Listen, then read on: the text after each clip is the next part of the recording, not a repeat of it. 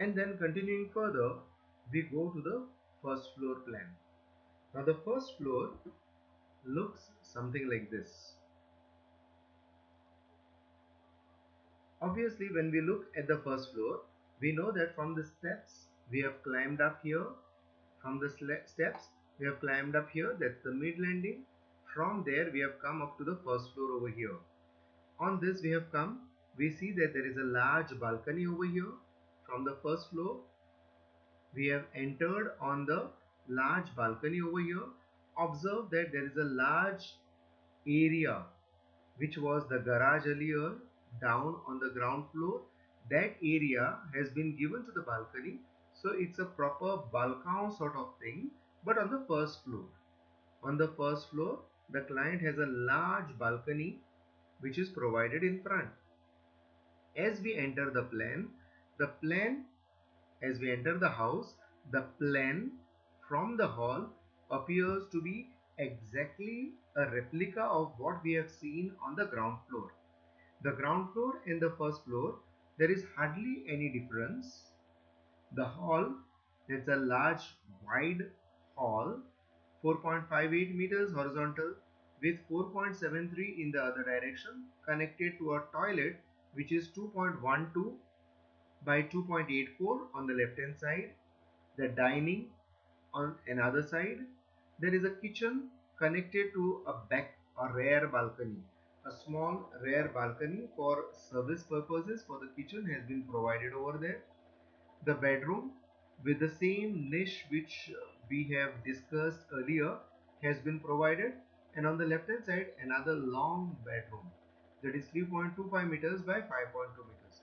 Over here also, when we observe, we find that the wall thicknesses also are repeated exactly in the same way.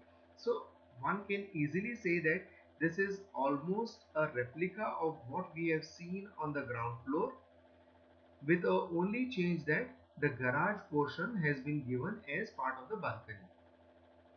Some other features which we need to notice about this plan are something like this. From the ground, when we have reached on the first floor, the balcony is here. But how much wide is the balcony? Is it same as the balcony which is provided over here? No. This balcony is just 1.5 meters, that is from outside to here is 1.5 meters, but this appears to be much larger than that. Is it really larger? Then by how much? Let us just verify. Look at this. From here to here, the distance is 3.39. Let us look at this. That is from here to the outside over here. To the outside over here, it is 3.39. But when we look at it on the first floor, from the inside of the staircase hall to the outside, that 3.39 has been retained. But from there, outside it goes by 1.3 meters, 130 centimeters. That means the projection from here, the projection from the ground floor to the outsidemost point is 1.3 meters. That means the balcony, which was 1.5 meters earlier, gets extended by another 1.3 meters. Let us have a look at it again. The garage on the ground floor, from the inside to out is 3.23 meters. Now let us look at the same area on the first floor. The garage from the inside to the railing over here is 4.42 plus the railing which is given to be 11 centimeters. So there is a large difference between what is the distance from here to here and the distance from of the garage, and that tells me that the projection is the balance, that is 1.3 meters. So what we understand from this plan is that there is nothing else changed over here except that the front balcony has been extended, the garage top has been extended, and it has been given as a nice large balcony over here to the owner. So now when we are looking at this, we have to look at this in conjunction together with the elevation. So now let us try to look at the elevation. The elevation is here. Now can you observe that there is a projection over here? Now that projection I am going to talk about shortly. The plan looks similar to what we have seen earlier. The same thing gets repeated, and what we observe over here is that there is a flat roof. There is no sloping roof. So obviously for the whole house there is only a flat roof. Now for the flat roof there is a 20 centimeter thick slab which has been proposed. This is only a proposal from the architect. It need not remain as 20 centimeters. It can change, it can come down, it can increase also depending upon the design. Similarly, over here, this appears to be a pardi because the slab thickness is seen here. So the design which we can see in the elevation, the slab thickness must be there throughout. And this is the pardi which comes out in front of the slab, in front of the veranda projection on the first floor. So let us look at it again. Yes, there has been a line shown over here. If we can see this, that line is the roof line.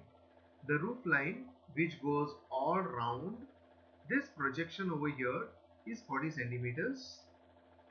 This projection overall is 40 centimeters.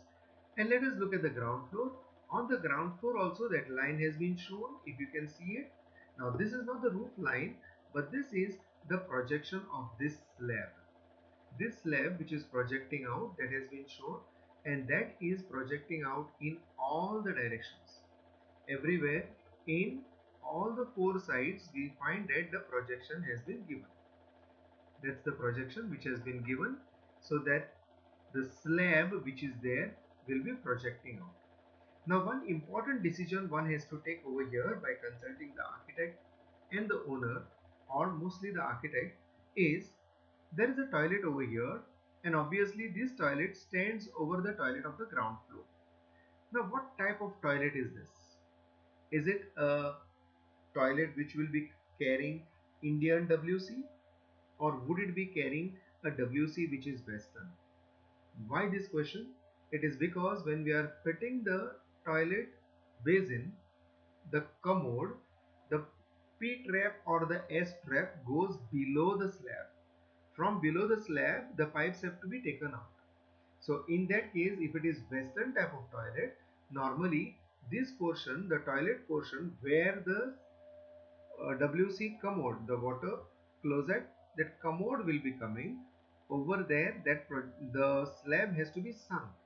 If it is a Western type of toilet, the slab is generally sunk by about 20 centimeters. That is enough. If it is an Indian type of toilet, the Indian commode, the WC is fitted on the floor itself, and the whole assembly goes below the floor. So over here we find that the sinking of the slab necessary is about 45 centimeters because of the trap and the other things. So normally about 45 centimeters sinking is done of the slab where the toilet comes in case of the Indian commode, and if it is a Western commode, then about 20 centimeters is kept enough. So we need to consult the owner, we need to consult the architect and decide about this. We also understand that the new types of commodes also are available these days. The new types of commodes are the ones which are directly fitted on the wall. So there is no necessity for one to sink the slab. It is directly fitted on the wall, and the trap directly goes out from the wall itself. So the opening is given by puncturing the wall rather than the beam which is adjacent to the slab to take the pipes out. But considering the economic condition in which this has been designed, we presume that that may not be true. So let us understand that we have got it from the owner that this slab needs to be sunk by 20 centimeters. That means the owner is going to use the Western toilet on the first floor. Ground floor, whether the owner is using a Western toilet or the Indian Western commode or the Indian commode, it is immaterial because the whole assembly comes within the plinth area. We are only concerned about the first floor and above. So let us understand this fact that the sinking of the toilet slab will be by 20 centimeters and not more than that. Now also observe another thing on the plan. The projections have been given on all the sides, so there is no cutout over here. There is no cutout, so that means the slab is there throughout on all overall. So there is no cutout over here. If there was a cutout, then we would have seen a line. So there is no open terrace sort of thing created. So everything, the full slab has been covered. So that's the ground floor, that's the first floor.